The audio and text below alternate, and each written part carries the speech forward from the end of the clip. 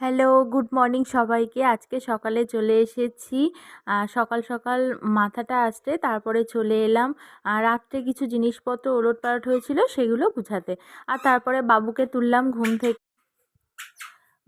ঘুম থেকে তোলার পরে আমি চলে গেছিলাম বাবুর জন্য রান্না করতে। আজকে করব মটরশুঁটি, কুমড়ো আর আলু দিয়ে ঝোল।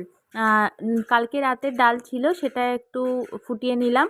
আর তারপরে চলে এসেছিলাম তরকারিটা বসিয়ে দিয়ে ছাদে জামাকাপড় মেলতে। তারপরে ওকে রোদের মধ্যে তেল মাখিয়ে দিয়েছিলাম। তারপরে স্নান সেরে চলে এসেছি গোপাল সেবা করতে। আজকে মা, শাশুড়ি মা ঠাকুরঘরে ঢুকে গেছে আগে, তো সেই জন্য আমি গোপাল সেবাটা করে নিলাম। এই পোশাকটা জানো তো, আমার মামা শ্বশুর কেদারনাথ থেকে নিয়ে এসেছিল।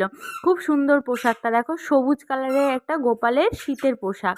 এটাই আজকে ওকে পরিয়ে দিয়েছি। আর সন্ধ্যাবেলায় আমি চলে এসেছি একটু নেল পলিশ করতে, একটু সাজুগুজু করতে। আজকে যেহেতু পূর্ণিমা, তাই মন চাইলে একটু নিজেকে একটু সাজিয়ে তুলি।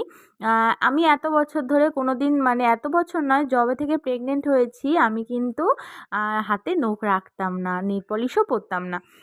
এখন রিসেন্ট 1 মাস মতো হলো আমি পরছি।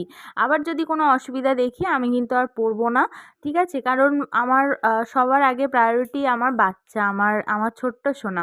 তারপরে রাত্রে জামা কাপড়গুলো গোছালাম, বাবুকে খাওয়ালাম। তো এই ছিল আজকের মিনি ভ্লগ। তো ভিডিওটা যদি ভালো লেগে থাকে তোমরা প্লিজ লাইক, কমেন্ট, শেয়ার আর সাবস্ক্রাইব করে দিও চ্যানেলটা। Tata, good night.